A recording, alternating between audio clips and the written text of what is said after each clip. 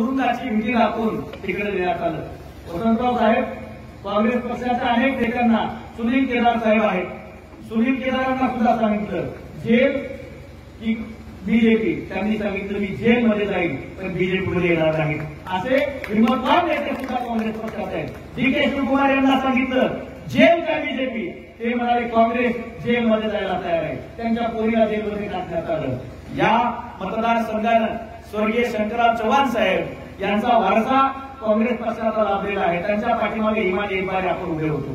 त्यानंतर अशोकरावजी चव्हाण यांच्या पाठीमागे आपण इमानी एकबारे उभे होतो।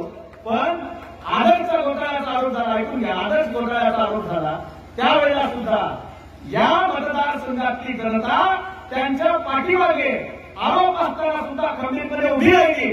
साहेब यावेळेस सुद्धा तुम्हाला भीती असेल तर तुम्ही आम्हाला एकदा म्हणायला पाहिजे होतं, या संकटात आम्ही तुमच्या पाठीमागे उभे राहिलो असतो पण तुम्ही बीजेपीत जायला नको होतं। पण तुम्ही बीजेपीत गेला त्यावेळी तुरुंगात गेला असता तरी सुद्धा ही जनता तुमच्या सोबत राहिली असती ही सांगायची वेळ या निवडणुकीच्या माध्यमातून आता आलेली मित्रांनो।